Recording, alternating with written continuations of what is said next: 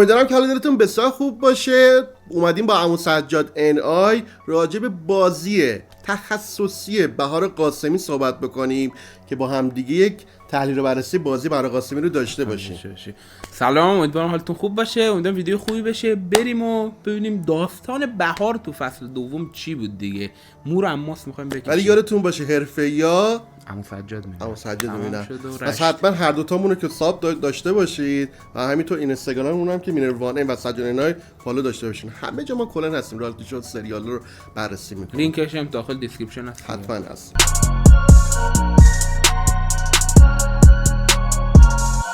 میخوایم از بازی اولش که قسمت هفتم ورود کرد بهار قاسمی، ماتادوری بودش که با مجتبی پوربخش و خداداد عزیزی همتیمی بود که یارفروشی کردن. و ولی قبل اون حاشیه‌ای که ایجاد شد قسمت 7 بود، اومد و اون شعره رو خوند دیگه.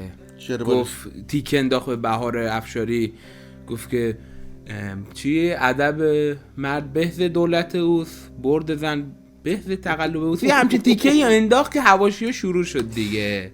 از اونجا یک اینطوری گارد شروع شد برای بهار. اکثر کامنت‌ها راجع به بهار قاسمی من میخونم اکثرا میگن تقلب میکنه. و ببین بخوام بگم بهار قاسمی تو چیز بود، ارتش سری خیلی خوب بود. آخه تو ارتش سری هم میگن وقتی که مافیا میشد، یعنی تو ساید سیاه بود، کثیف بازی میکرده. آره مثلا ولی خود تو سایدش بازی میکرده. آقا همینم دیگه، کثیف و تمیز بازی کردن به کنار. ولی حالا بریم سراغ قسمت هفتم، به این چیزاشو میپریم. آقا یار فروشی مافیا رو تو قبول داری؟ مثلا جزو بهترین بازی حساب میشه؟ نه، یار فروشی نمره منفی حساب میشه. یار فروشی نمره منفیه. پس با این حساب فرزاد حسنی هم جزو. آره میگم مافیا باید اونقدی باهوش باشه که بدون یار فروشی بتونه. ببین الان سناریو پدرخوانده 3 تا مافیا میگن احتمالا حالا کنستانتین اشتباه برگردونه و اینا، ولی اگه برنگردونه 3 تا مافیا یار فروشی کنی کارت خیت میشه دیگه. مثال میگم تو زودیاک ما یار فروشی ندیدیم. برای چی ندیدیم؟ چون یار فروشی کنن کارشون تمومه دیگه. ولی تو قسمت هفتم قبول داری حالا چه 7 8 9 کلا نادر فلا و رامین راستاد یه تبرایی بودن که باعث میشدن که مافیا اون پشت قائم بشن. اون کاره. ولی بهار قاسمی تو قسمت 7 شو شده بود به عنوان ماتادور. 2 بار اومد تو دفاعیه دیگه نبویان رفته بود بیرون فکر کنم، یا حق رأیش گرفته بودن ندادنش بیرون، که یه دعوایی هم کرد با اون خواننده کی بود، فرخ نژاد بود کی بود، بعدش فرزاد فرخ. آره فرخ. بعدش دعواش این دوتا با هم کل کردن و بهار مخالی فیصاف اومد جلوش رفت بیرون. خیلی شو بود، یعنی از روز اول نبویان گرفت گفت تو مافیایی. بعد بود دیگه. قسمت 7 نمره بهش چند میدی؟ من 1 تا 2 میدم، چون اصلا خوب بازی من اون موقع اوایلم بود 4 دادم، ولی هم 4 رو میدم بهش، ولی خیلی بد بود. بهار قاسمی هم خیلی خوشحالم کنارتونم، واقعا خیلی تو قسمت 8 به عنوان دکتر میاد که به بست پلیر امیرعلی نبویان گیر میده که تو داری مافیایی بازی میکنی، چون که جک هم بود. آره جک به عنوان مافیا میادش توی رای گیری. ولی شاید خیلی براتون جالب باشه که امیرعلی نبویان به عنوان جک اسپارو مافیا رو اصلا تارگت زده بود. آره بعد کلا وقتی که جک شد مافیا اصلا فراموش شد. هیچ وقت هم بهار قاسمی به مافیا دیگه تارگت نزد تو اون دستی که دکتر بود. دست یعنی قسمت 8 خیلی خوب داشت پیش میرفت. حالا جک بود فکر کنم مافیای گیر داد بهش، از اسم نبویان هم نترسید و رفت تو دلش. اما زمانی که نبویان شو شد به عنوان جک، بهار قاسمی پشت دستش بازی کرد. این خیلی عجیب بود. آقا تو یکی شو کردی، بیخیال شد، تو برو مافیاتو پیدا کن دیگه. شهر از دستش در رفت، همه شهر قاطی کرد و اصلا کلا گروه خوبی هم نبود، اصلا یه چیز فجی بود. ولی کلا کسی که نبویان و آقای آرمین رحیمیان خیرشو گرفت بهار قاسمی بود. حالا قبول داری چون بست پلیر خواست بده بیرون؟ نه یا مافیایی بازی کرده بود؟ عجیب بازی میکرد نبویان خیلی جکی بازی کرد، به نظر مافیایی نبود. میگفت این بره بیرون اون بره بیرون، اینو اجماع کنیم اونو، ولی گیر دادی شو هم شد اوکی. که مجتبی پوربخش هم خودزنی کرد که آره دیگه اونم سید جواد خدا رو نزد. مثلا کلا چی خودزنی، واقعا پلیر عجیبه. ولی حالا از این بگذریم، ببین تو جک تا قبل شو شدن باید ببینی تارگتش کی بوده. این خیلی مهمه. اصلا مافیا رو نبویان اصلا گیر انداخته بود. نبویان شو شد به عنوان جک، اوکی چه قشنگ. ولی قبلش به خدا میگفت تو مافیایی با فکت درست گفت چرا میگم مافیایی، چون که دقیقاً. رامی راستا سفید کردی. گفت فکت روی رامی میشیند، مینشست ولی چیز بود دیگه، تو ول کردی. حالا خیلی جالبه کلا نقش دکتر سیو کردنش خیلی مهمه، ولی کلا ما دکترایی نداشتیم که بازی رو برگردونن. خود بهار قاسمی هم وقتی که دکتر بود سیو درستی نداشت، فقط تنها کار مثبتی که انجام داد نوویان به عنوان جک شو کرد که اونم زیاد به کاری نیومد. البته سخته دیگه. چند میدی وقتی دکتر بود؟ من اون قسمت پوینت نمره میدم 2 میدم. من 1 میدم، فقط اونم اشتباهی جک رو گرفته دیگه. حالا نمیدونست حالا مافیا بازی کرد ولی کار خاصی نتونست انجام بده دیگه. بعد تلسپم که خود سه جواد بود تا آخر مون. اصلا خیلی بد بود. هویه مافیا ندادم بیرون. اونم اشتباه سه جواد بود که پوربخشو دادم بیرون دیگه. تو قسمت 9 بهار جک شد به عنوان جک اسپارو. آره. خب جز بدترین های جک سناریو پدرخوانده فصل دوم بود که به نظر من اصلا بازیش هم تحلیلی نداره، چون نبویان گرفتش. کلا روز نبویان بود اون قسمت که پدرخوانده بود. آره روز اول بازی گرفتش، بعدش یه دست پا و یه پارویی هم زد که نبویانو نگه دارن. انتقام قسمت قبلی رو نگرفت نبویان. یه مثلا آدم لجاجیه، لجوجیه. نه چون به هر حال بازیش هم عوض شده بود. چون مثلا نگاه تو قسمت آخر رحیمیان رو گیر داده بود ول نمی‌کرد. نه آخه به رحیمیان باش کاری نداشت. تو اون سه قسمت بهار قاسمی رو ول نمی‌کرد. آخه اینا بیس پلیرن دیگه. اصلا تو تمریناتی که میکنن میگن آرمین رحیمیان و بهار قاسمی از همه پلیرهای دیگه بیشتر بازی کردن مافیا. رو نمیدونم همچین راست دو چند میلیاردی جک بود دیگه؟ بعد صفر. خیلی بد بود. اصلا چه کار کرد روز یه دست و پایی زد که همشریکین به جای مافیا شو شده بره، که در حالت عادی خوبه این حرکت درستی، ولی تو مواقع حساس اونجا گفت و کارو خراب کرده. این حرف شما در مورد آقای معین درسته، ولی فعلا تو فینال اول کنستانتین بود که بهترین پلیر بود به نظر من. شد قسمت 10. آره. چقدر ما بهار قاسمی دیدیم؟ 12 قسمت ازش 9 قسمت از 18 قسمت دیدیم. خیلی از آرمین رحیمیان که بهتر بود که باز آخرش میگفتن. بعد مافیا پیام و مهراب بودن و فاطیما که فاطیما خیلی بد اخلاق بود تو قسمت و با فکت مافیاها رو دونه دونه گرفت. البته با فکت هم نبود و اینجا نه ببین فکت تارگتی میزد. آره. گرفت مافیا رو. اینجا بود که کامنت ها علیه بهار قاسمی شروع شد با ویدیو امین فردین، یه کانال 13 حالا نام نبری کانال 13 دیگه بولد شد که بهار قاسمی با ایرپاد تقلب و این که اکثر کامنت ها که حالا فن بودن هرچی بودن این نوع گردنگیری و تارگت زدن رو قبول نکردن، چون تو اون دست خیلی دیگه هم تبر بودن بخوایم در نظر بگیریم. ولی حالا اگه نوویان این کارو بکنه چرا به اون گیر نمیدن یا واشقانی؟ همین اتفاق هم افتاد برای نوویان که اون روز پدرخوانده بود تو قسمت 9 اومد گفت این لئونه این فلانه. ببین با فکت این کارو میکنه. یه چی مشکلی که بهار قاسمی داره تقلب بکنه یا نکنه کار نداره، فکتی نمیاره. 6 ماه از ضبط پدرخوانده گذشته تازه دلیل میاره که اینطوری شد اونطوری شد. درسته تازه پخش شده ولی تو بازی فکتی نمیاری، مخاطب میگه داری فکر کردی، فکت سازی کردی و داری میگی دیگه. این مشکله. ولی اگر تقلبی بشه با ایرپاد تقلب نمیشه به نظر من تو این فصل. حالا اون فصلی که بهار افشاری تقلب هم بخوام بکنن، یعنی اینقدر اینا کمهوشن که سه تا مافیا رو حالا فهمیدن به هر نحوی نایت زدن تقلب رسیده رفتن یه چی بخورن، یه 2 تا شهر هم لابلاش باید بدن بیرون. حالا شاید بس پلیرن شاید خوب میفهمن، چون یه سری نکاتی هست داخل بازی احساس میشه یارو میزنه زیر نقش چیزی که اصلا اونکی هستش بیرونه.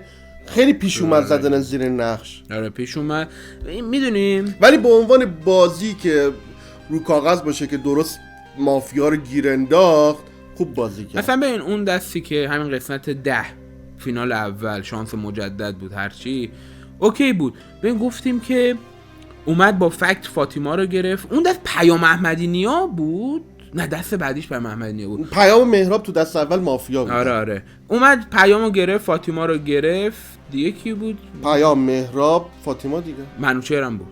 نه نه دست اول مگه نمی کنستانتین 3 نفر مافیا بودن. پیام مهراب مهراب هم بود، مهراب راست قاسم خانی بود. خب مهرابو که الیکا زد، فاطیما رو گرفت. عجیب ترین چیزی که گفتن تقلب کرده گرفتن فاطیما بود. ساغر سفید شد براش، گفت ساغر سفیده. و خیلی جالبه لئون حرفه‌ای میدونه که فاطیما الان فکت میشه شات نمیکنه، میذارن که بره فیس آف بکنه. نه آخه میدونی چرا الیکا نزد ساغر رو؟ حالا فاطیما رو کار ندارم. مثلا الیکا فکر کرد که همشریکین بهار قاسمی که اونو سفید کرد بدون فکت، که منوچهر هادی هم اومد گفت آقا چجوری سفید کردی، استعلام بهار رو گرفت فکر کنم بعدش. خیلی عجیب بودی اینا رو کلا می‌بینی. روند بازی برای قاسمی کنستانتین عجیب بود. تو چند میدی 1 تا 10؟ این قسمت منهای این چیز خب 2 تا مافیا رو گرفت، نمره 3 تا مافیا رو گرفت. 8 داده بودم یادم 8 آره داده بودم. بهترین پلیر اصلا اون بود. ترکون دیگه. ترکون. منم نمره 8 رو میدم. خیلی خوب بود. اون 2 هفته پیش شهروند بودیم و این مافیا میکنه شما. قسمت دوم فینال که میشه پدرخوانده بود، با ساغر و آرمین مافیا شده بود که آرمین شو شد همون دست اول گفت خیلی کثافتین. آره. و ساغر هم که بازی رو باخته بود اصلا تارگت نمیزد ساغر قناعت، یعنی مافیا بود که همین گفتن مافیا گفت خب آره قبول داره. اون وقت تو این و دست پدرخوانده بود و تو این دست خیلی روز بلایند شو شد بهار قاسمی. آقا تو روز بلاین هم آرمین رحیمیان اصلا کلا همشنگی که باش نشست آره. شو شد، خود بهار قاسمی هم چلخته بازی کرد، تارگت پراکنده فاطیما گرفتش و حالا فاطیما اگه بگیره نمیگن تقلب شده. نه سوتی داد روز بلاینش، سوتی ساغر قناعت هم هیچ گونه دفاع نکرد خودش، یعنی یه تیم مافیا عجیبی بود. چجوری یک نزدیک 2 ساعت طول کشید من موندم چون فیس اف اومد دیگه. امیر کاظمی آره امیر کاظمی شد، امیر کاظمی برندش کرد. ببین بهار قاسمی بلند شد روز بلایند سوتی داد، یعنی خوش شانس ترین پدرخوانده تاریخ بهار قاسمیه، تیمش کلا رفته بیرون فیس آف تمامش میکنه. روز بلایند سوتی داد، روز اول تارگت نمیزد، روز دوم تارگت نمیزد، هم شریکن استعلام گرفته بود، کامبیز دیرباز میخواست اعلام کنه ریخت. آره. همون کف زمین پنج شد بهار قاسمی، اینقدر ترسیده بود. و اینا همه فکت دیگه، تو اگه شهر باشی نمیترسی دیگه. دقیقاً کلا مافیاش خوب نبود تو اصلا نمره 0 رو میدم. یعنی فقط تنها شانسی که مخاطب آورد که امیر کاظمی یه شهری بود که خوب بازی کرده بود با اینکه شهرم بودا، بعد که فیس آف اصلا مافیا رو خیلی خوب بازی کرد. زوج شهری آرمین و بهار خیلی خوبه ولی زوج مافیاییشون فراتر از افتضاح بود. اون اصلا که آرمین رحیمیان باخت. آرمین رحیمیان هم به بهار میگفت تو روز بلایند رو خراب کرد، میگفت میدونم. اومد یه هولی هم بده که بگه فاطیما فلان و چنا. نشد. چند میدی؟ 0. هیچ کاری نکرد. قسمت 12 که آخرین فینال اول بود همچین چیز. شروور شهروند ساده بود، آرمین جک بود. این دست یه ستاره عجیب غریبی داشت بازی. کی بود؟ پیام احمدی‌نیا اومد میگم فکتش خیلی جالب بود. من شهرتونم، قبول دارین همه مثلا سینا رازی همین میری فکت می آوردن هیچ کی گوش نمیداد. من شهرتم دیگه این مافیاست. گفت فاطیما. بعدش دیگه کیا بودن مافیا؟ منوچهر هادی. اون یکی هم یادم نی مافیا کی بود. گفت اینا مافیا، همه براشون ریخته بود. بهار قاسمی پشت دست پیام بازی کرد. اوکیه. یا چون استلامش گرفتن میگفتن شهر سفیده. یه چیزی که عجیبه من نمیدونم. 2 بار این کارو کرد پرونده وقتی که شهر ولی مافیا میشد. ما انتظار داریم وقتی که مثلا یه نفر میاد اینطوری قشنگ شهر خوب بازی میکنه وقتی مافیا هم بشه بتونه گیر بندازه. پرونده وقتی مافیا شد 2 بار فکر کنم اصلا خودم بود جک هم که بود. ببین یه سوسو بود. یه بارم که مجید اونطوری کرد. یه نکته که ولی بازی بهار قاسمی خوب بود به عنوان شهروند ساده. خریداری هم نشد تو اون دست. شات هم شد رفت بیرون بعدش.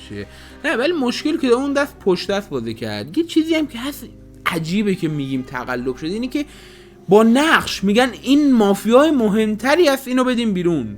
آقا تو از کجا میفهمین گودمنو میخواد بخره؟ این من میگم خدا این از کجا فهمید؟ آره اوکی مافیا حسی تمرین میکنین هر کار، چجوری میفهمین این مافیای مهمتریه؟ خب بذار یه جنبندی تو این 6 قسمتی که دیدیم بکنیم. 2 دست مافیا بود، 1 دست جک بود، 3 دست هم شهر بود. مجموع این 6 دست بهار چجوری بود به نظر تو؟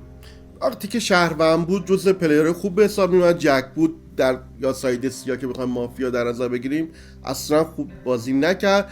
شاید فقط بگیم که وقتی شهرونده میتونه بازیشو خوب در بیاره، ولی از 6 قسمت چون که پلیرایی که باش دارن بازی میکنن کیفیت زیاد خوبی ندارن و نتونستن خوب بازی انجام بدن، میتونه جزو بهترین پلیرها قرار بگیره تو اون دست. ولی من بخوام 1 تا 10 تو اون 6 قسمت نمره بدم، نمره متوسط 5 رو میدم. ببین بهار قاسمی تو 6 دست اولی که ازش دیدیم ناامید کننده بد بود. یعنی چیزی که از ارتش سری دیدیم و اصلا تو بازی شنیدیم، فقط حاشیه. اون شعری که خوندن که میگن منظور من اون نبود، که قطعا منظورش اون بود. بعدش اون تو فیناله تو این 3 تا دست بلند شد من گفت چطورم، که گفتن داری تقلید اسکی میری از نبویان، که بعدش بازی لایو دیگه گذاشت که حتی یه جمله به نبویان گفت که آقا تارگت پراکنده زدن که اونم مافیاست. که به نظر من آقا هر چی در نظر بگیریم نبویان و واشقانی جزء برندینگ پدرخوانده به حساب میاد. حالا حامد آهنگی نیومد، ولی حامد آهنگی تو شبای مافیا جزء برندینگش بوده. حامد آهنگی هم دین نمیاد. هر کی بخواد با اینا یه جورایی بد رفتار بکنه، مخاطبین اصلا کلا به خاطر اینا شاید دارن نگاه میکنن. ولی در کل این 6 دست هیچی ندیدیم. اون ارتش سری که ازش دیدیم و شوسپورت فقط حاشیه تقلب چطورم تیکه به بهار افشاری. من نمره 3 رو میدم به این چند دستی که بود. درسته که اونجا 8 دادم، ولی تو شهر تو خوب بازی کنی هنر نکردی، ولی تو مافیا تو فراتر فاجعه بودی دیگه. در کل مافیای خوب نداشتیم. مافیا خوب داشت. ببین مافیا بیشتر خوب یار فروشی بود اگه خوب در بود. مثلا مجتبی پوربخش مافیا شد خوب بازی کرد، خیلی خوب بود. فرزاد حسنی خیلی خوب بود. ببین بازی تو مافیا در میاد دیگه. البته بغیر از اون خودزنیه که اونم سید جواد خرابش کرد.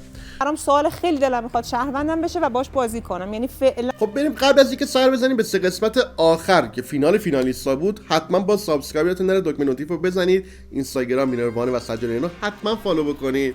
حتما خیلی خوشحال میشم که حمایت بکنید و اینکه خیلی دوستان شما هم نمره بدید که تا اینجا تا 6 قسمت اول چند میدید به بهار قاسمی 1 تا 10. من 5 دادم، سجاد 3.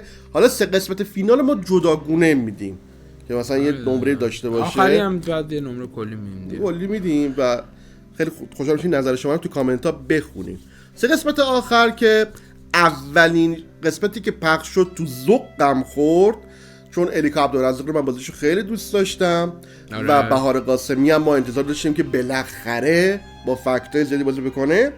نزدیک به 1.5 ساعت بازی گذشته بود، الیکا یه بار حرف زد، بهار قاسمی هم که هیچ نکته‌ای نداشت، یه مافیای نونه ماسخور میگن. چی میگن؟ آره نونه ماسخور. ببین تو قسمت 16 فینال دعوا رفت سمت آرمین و نبویان که گفتن، حالا تو ویدیو نبویان و اینا هم بررسی میکنیم، رفت اونجا گفتن وای شهر با هم داره گردن میگیره، تو گردن گرفتی باید بری بیرون. که برای این گردنگیری هم من گفتم خیلی چرته. ولی مافیا کشید کنار. یکی درخشان ترین مافیاها سینا رازانی که البته بود تو گرا، که البته سوتی هم زیاد میداد. روز بلاین میتونست شهر بگیرتش. من تعجب کردم نبویان سینا رو، البته یه تارگتی هم به سینا زد نبویان، ولی کسی نگرفت. و بهار قاسمی الیکا که کلا هیچی، بهار یه شرکتی میکرد نبویان رو سفید کرد، داشت پشت دست بازی میکرد، بازی بدی نبود، لغزنده بازی میکردن، ولی الیکا که اصلا خاموش بود. ولی آره به نظر من پاشنه آشیل شهر معین زندی بود، ولی تو قسمت اول. ولی خب بهار قاسم عنوان مافیا باز ارائه خاصی نداشت. که رسیدیم به رأیگیری که واشقانی فکت رأیگیری آورد. یکی از مهمترین کارهای مجید واشقانی در فصل دوم به درخوانده، فکت رأیگیری. هیچ کس نگاه نمیکنه. بابا گردن گرفته طرف، اصلا یه چیز عجیبه. میگم باید بری بیرون. بابا فکت رأیگیری هیچ کی واسه بهار قاسمی رأی نمیاره.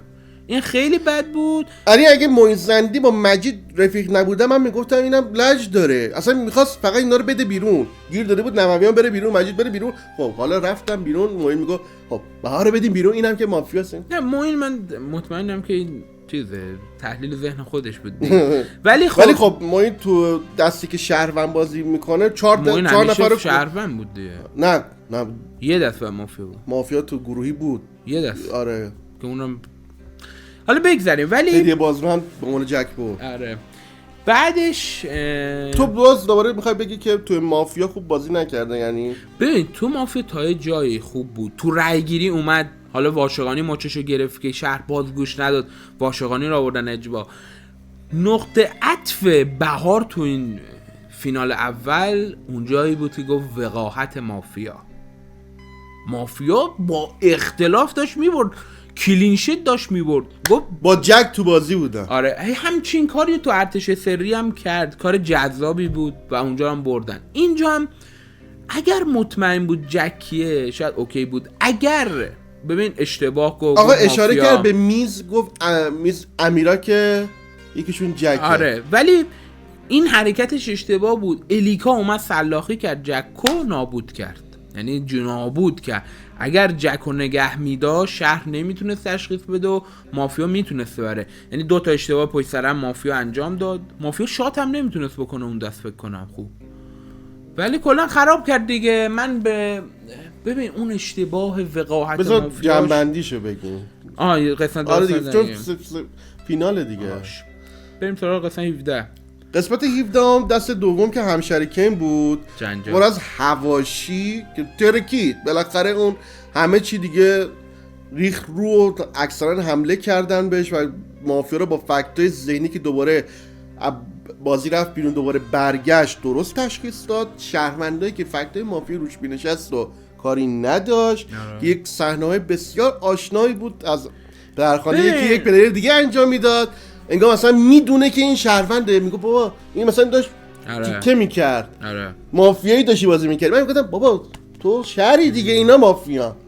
آره یعنی خب این بعد حق بدیم که وای به بدی رو به مخاطب ارائه بده. در نتیجه بهار قاصد انجام داد، بعد از چند ماه اومد توضیحات رو داد، اما این دومین باره با عنوان شهروند با فکتای سرسری من تو چشاش دیدم اون زد زیر نقش، در صورتی که 2-3 نفر دیگه هم انجام دادن. یعنی مثلا فرض کن پدرخوانده 2 باربد بابایی به عنوان کنستانتین که میخواد بیاد بالانشه رای جمع بکنه، یعنی همه دارن میزنن زیر نقششون، خب خیلی راحت میتونن سلاخی بشن. یعنی ممکن نیست لئون بلند بشه چیز بکنه رای جمع بکنه که کی رو برگردونیم، شاید آقا لیدر شهر باشه. یعنی همه چی میشینه. یعنی اینقدر سرراست نیست. به قول یه سری که میگن تو مافیا رو بدونی هر جور بچینی میگی مافیاست. به این دعوایی که اون قسمت حاشیه شد برای بهار قاصد این نبود که مافیا رو تشخیص داد. مافیا رو اوکی، مافیا مجید واشقانی سوتی داد موقع رای گیری، فکت رای گیری اوکی بود که دیگه بعدش هم آخه من اینجا داخل پرانتز بدم نکنید آرمین رحیمیان، امیرعلی نوویان اصلا معلوم چی بود، اکت گرفته بود ول نمی‌کردن. مجید واشقانی میگه آقا اکی تالا آرمین رحیمیان براتون شهر شده. نه ببین آقا بیاین بالا بر اساس رای گیری ما بفهمیم کی به کیه. آشا زرگری زده باشن. ببین 2 تا اونجا 3 تا چیز وجود داره، یا اینکه واقعا نبویان همشریکین بود پس آرمین سفید میشه، یا واقعا همون دستش سینا رو هم سفید کرده. نه ببین همشریکین که نمیتونه. آقا ببین دست قبلش نه احتمال دیگه. ببین همشریکین تو میگی همشریکین آرمین رو سفید کرد، این یه احتمال.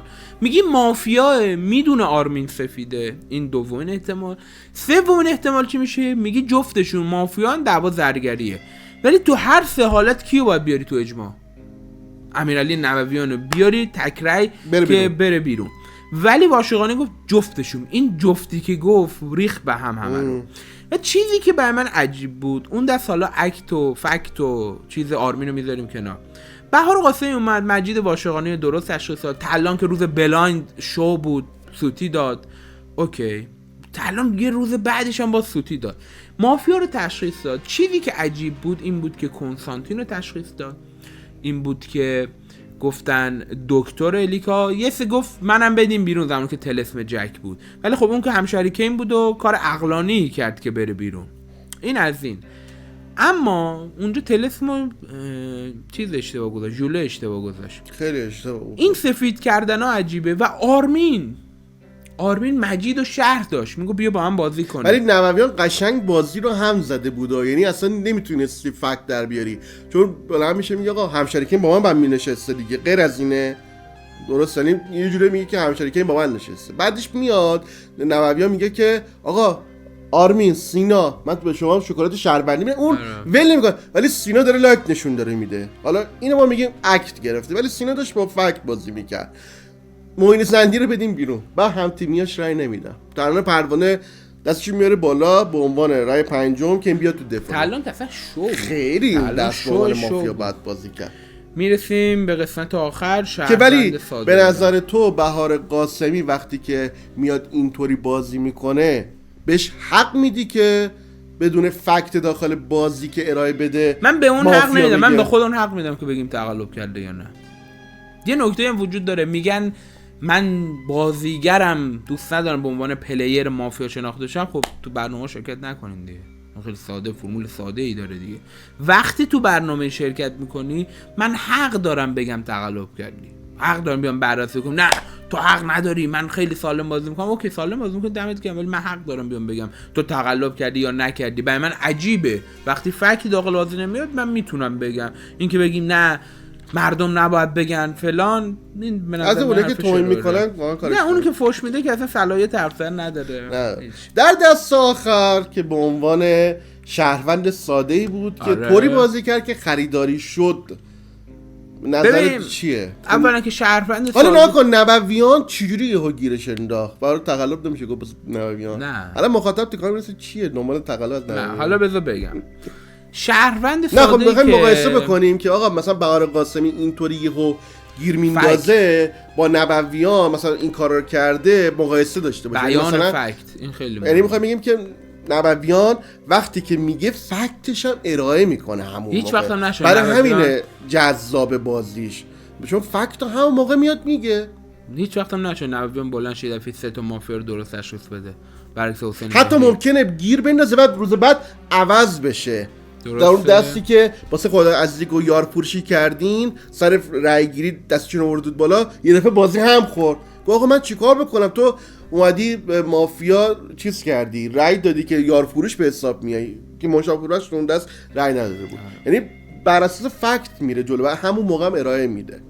حالا قسمت 18 شهروند ساده بود و خریداری شد. وقتی که شهروند بود خوب بازی کرد. بابا شهروند بود، شهروند ساده‌ای یه مافیا رو درست تشخیص داد. شهروند ساده‌ای که خریداری میشه شهروند خوبی نیست. مافیا رو تشخیص داد اوکی، ولی شهروند ساده‌ای که خریداری میشه به درد نمیخوره. که بارباد بابایی رو دنده عقب کشید بر اساس این مثلا آرمین رو گردن گرفت بعد کشید عقب، دوتا امیر کاظمی رو پیدا کرد. اینا خوبه ولی تو خریداری شدی. تو یعنی به مافیا داری نشون میدی، پالس میدی که خریدار بشی. و خودش تو لایو گفت که من زمانی که ما این شهروند ساده بشم شل میگیرم که خریداری بشم. خب این یه نمره منفی تو اصول بازی. یعنی کلا هر کی که نمره میده این اتفاق رخ بده. ببین تو چارچوب بازی همونطور که یار فروشی مافیا اشتباهه، اینم اشتباهه که تو بیای چیز کنی خریداری بخرنت. این از این بود. و زمانی که مافیا شد، این که میگیم نبویان چجوری تشخیص داد، دنده عقبای عجیبی یک دفعه دنده عقب گرفت ولی یکی رو داشت میفروخت همزمان. جوله رو داشت میزد که جوله یه خورده اینطوری شد اینجوری داری یار فروشی میکنی. جوله رو میخواستم بندازن اونور با باربود رو کاور بکنن. به این زمانی که بعد آقای جوله رو چجوری فهمید که سال گودمنه؟ کی فهمید؟ بهار قاسمی. چون عملاً باید آگاه باشی که اون نقشش چیه. من متوجه شدم. وایسا تو باید بدونی که نقش اون چیه. مثلا اکثرا سال گودمن وقتی کارش انجام میده میفروشن، به درخوانده رو سیو میکنن یا ماتادور رو. خب ایشون که مافیایی نبوده که بدونه نقشو بدونه، چرا فقط ریخ رو بارباد که نقشش مهمتر بود نریخ. مهم نیست ماتادور زیاد کلا مهم نیست برای هیچ کس، میدنش بیرون دیگه. ولی خب سال گودمن چون کنستانتین کارش انجام داده بود، این فکت لئون رفته بود بیرون، می‌بینی؟ یعنی دیگه ماتادور بود و نبودش تو بازی وجود نداره. لئون که نبود، کنستانتین کارشو کرده بود، همشریکه اینم که حالا تازه اومده. خب تو 3 دست فینال نمره چی میدی؟ نه بذارینش بگم، بعد اینکه مافیا شده بود نبویان چجوری مچشو گرفت. ببین شهروندی که بازیش عوض میشه، من دارم بازی میکنم مافیا رو تشخیص میدم، خریداری شد یه دفعه 180 درجه بازی من تغییر میکنه، یعنی که من یه جای کارم میلنگه، این میتونه بیان گیر بدم به من دیگه. 3 دست مافیا بهار قاسمی رو نجات داد از لحاظ بازی، ولی باز حواشی ایجاد شد و روند سقوطی رو ادامه داد. یه سری طرفدار پیدا کرد، یه سری یعنی خیلی هیتر پیدا کرد که تو میخوای جای نبوی رو بگیری. اگه منهای حواشی بگیریم، من نمره دست اول بدم 4، دست دوم بدم 7، 11، دست آخرم بدم 4، 15، در مجموع 5 برای فینالش. من در مجموع 6 میدم. آره فینالش خوب بود، 5 خوب بود. خوبه. 3 دست فینال واقعا بهتر بود نسبت به گروهی. به نظر تو فصل سوم هست؟ فکر نکنم بیاد، ولی خیلی دوست داشتیم باشه چون جذاب میشد بازم اگه میتونست درست بازم ولی تشخیص بده. ببین یه نکته هم بگم، این که میخوان بگن ما بازیگریم با رشته اصلیمون شناخته داشتیم، تو یه سری برنامه نباید شرکت کنی. مثل این میمونه که من هیچ فیلمی ازم ندیدم، 24 هیچ ویدیویی از من ندیدن، ولی من یه کار دیگه انجام میکنم میبینن بگم من اینطوری نشناس، با ویدیوام بشناس. خب باید بری ویدیو بگیری. آره. فیلم و سریالی بازی نمیکنین، تو مافیا شرکت میکنین، مردم شما رو با مافیا میشناسن. خیلی ساده دیگه. در کل مافیا بازی جذابیه به نظر من، حرفه‌ای نگاش میکنن و حرفه‌ای هم سجاد ساب میکنن. منم ساب داشته باشیم مینروانه و این اینستاگراممون که مینروانه سجادی رو دوباره فالو بکنید. ما کلا خیلی اکتیوی، ما همه جا هستیم و خیلی دوست دارم که نمره دهی شما رو هم راجع به بهار قاسمی تو این دست و اساس نقشاش سعی کردیم که تو این ویدیو با هم دیگه بررسی بکنیم داشته باشیم. شما هم نمره بدین 1 تا 10 کل فصلش چند میدی؟ آره یه بازی کل بهار چند میدی؟ مردم که میگن تو 5 میدی. من 5 نه ببخشید 4. 5 یعنی متوسط 4 یعنی بابا بهترین بانو کل فصل میده. من 6 میدم. شهر بازی کنه خوب نیست. من 6 رو میدم چون بهترین بانو بود. اریکا عبدالرزاق اگه تو فینالیستا بهتر بود من بهتر میدم. نه بهترین بانو بود. آره. ولی بقیه بانوها 0 میگیرن. اون داریم ویدیو رو هم دوست داشته باشید و این نکته رو هم بگم، یه ویدیو دیگه تو چنل من داریم، نمیدونم همزمان میاد قبلش میاد بعدش میاد چه جوریه، اینجا رو دیدی لینک منم تو دیسکریپشن هست، بپرید اونجا هم نگاه کنید. اونجا بازی مجید واشقانی رو بررسی کردیم. این ویدیو رو اونجا دوست داشته باشید. امون بینروا چنل اون رو بقیه‌شو تو بگو دیگه، ساب و لایک حتما دوباره میگم سابو داشته باشید، کامنت هم بذارید نپره. اینستاگرام رو گفتم داشته باشید و برای خودتون تا ویدیو بعدی حتما باشید.